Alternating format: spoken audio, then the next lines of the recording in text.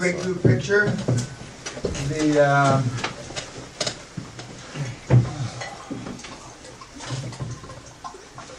It's interesting,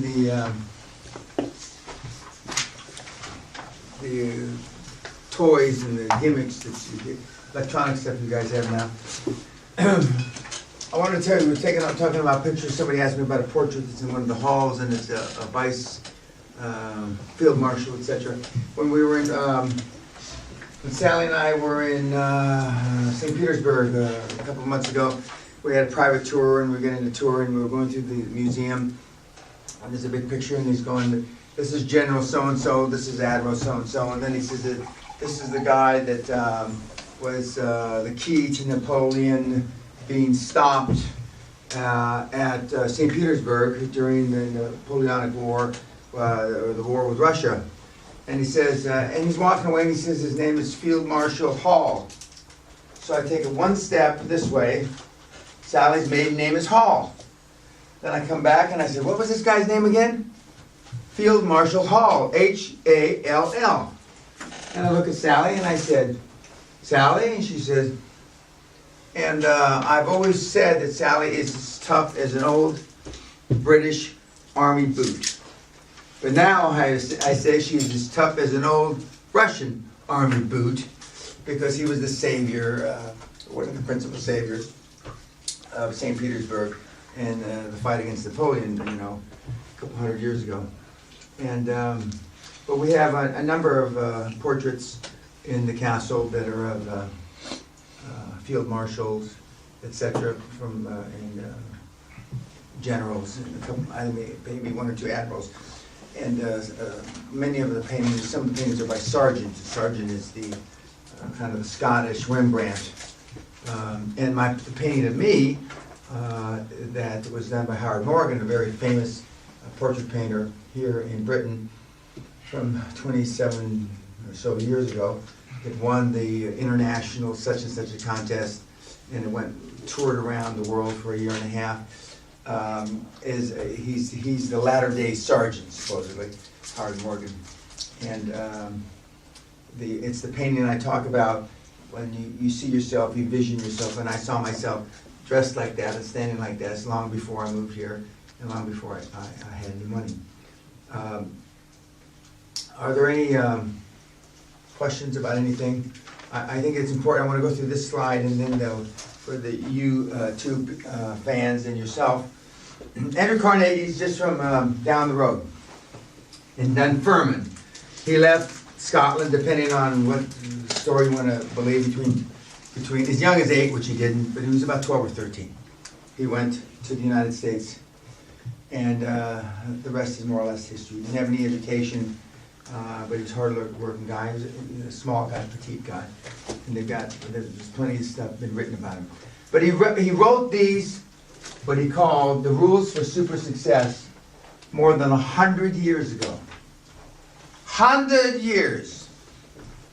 Way before QLA, way before Napoleon Hill, wrote the success story that vis-a-vis being introduced to all the friends of Andrew.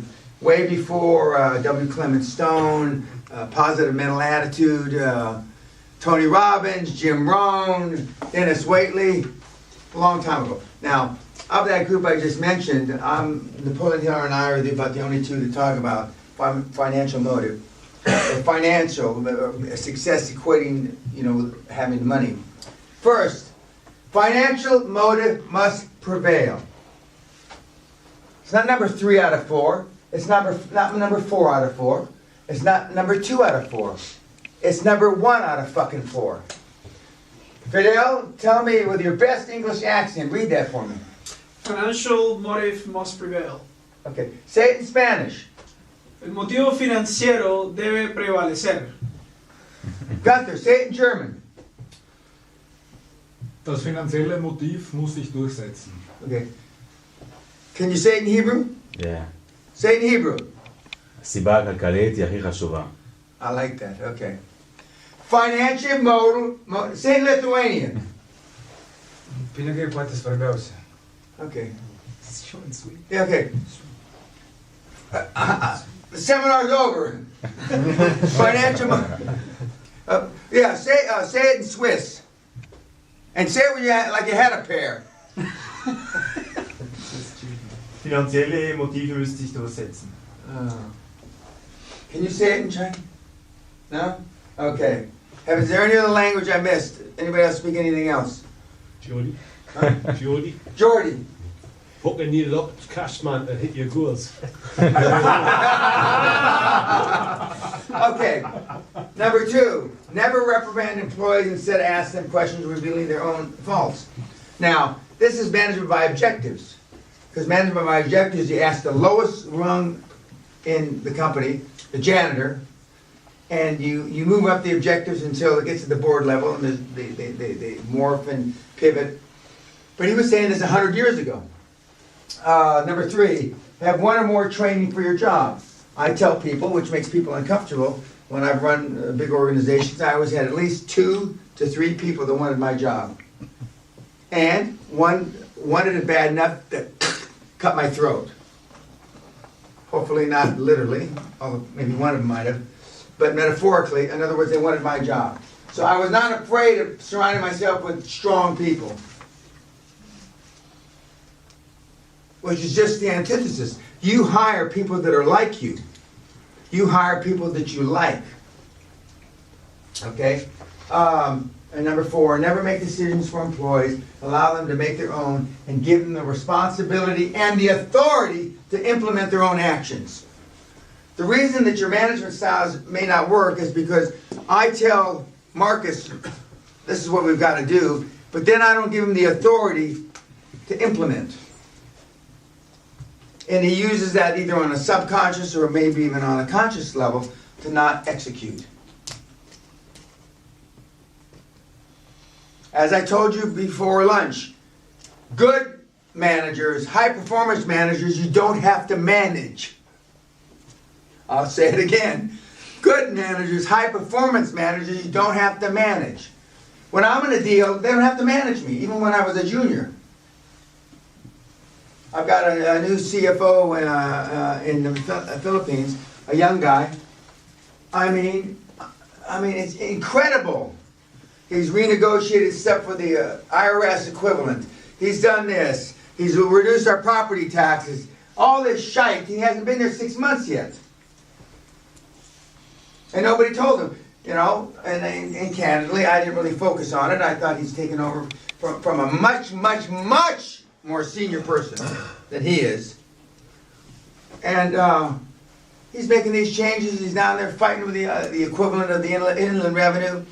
And he's doing all this stuff. We don't really have to manage him.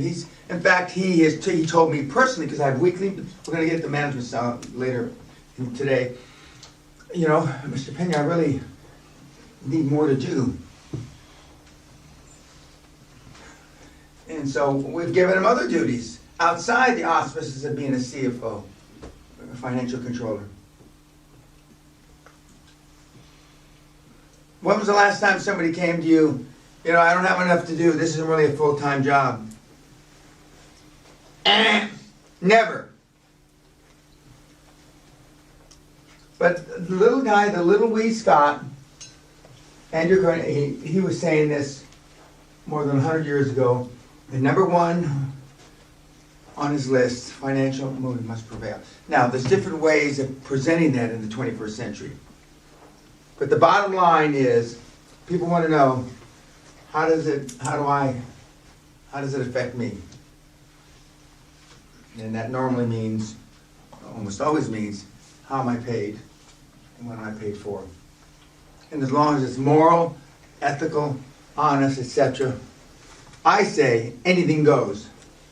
And when I say anything goes, I mean anything goes. And I like, because I believe in the Toyota way, I like people to operate under stress. I don't mind if Brian wants Rob's job. He'll push Rob, and if you can't push him up the ladder more, he pushes him off the ladder. And that's healthy. That's supply and demand. That's also Darwin, you know, the survival of the fittest. And the heads of these big corporations that I continue to talk about and that are on my influencers wall are guys that are prime examples, bless you, that are prime examples of survival of the fittest. Is this one of the t-shirts? Yeah. Okay, I was given by the guys, the lads, and we had a group picture. It says, what the fuck, what would Dan do? Okay, and then we took a picture, and then the other side of it says, just fucking do it. And then my copy is signed by everybody, and I'm very grateful and thankful of that. And as I said on the podcast for Biohack Conference from Dave Asprey, when he went through the question, you know, in all your years of experience and all the blah, blah, blah, blah, what would you, the three things that you would tell the 20-something Dan, you know, stop, only one thing, just fucking do it. And then the thing that I brought up that is not normally asked, but now it's a new question, new answer that I add, is what I should be additionally asked is, what's the best advice that you never took when you were a 20-something guy? And that's easy, that's a no-brainer. Focus on the few, not the many, Dan. You can't be all things to all people, you can't do everything. Well, I thought I was fucking Superman. I didn't think, I knew I was Superman. And so I didn't pay attention to that. I only understand that now, since I'm probably in my early 40s, maybe late 30s, early 40s, is that, you know, focus on the few, not the many.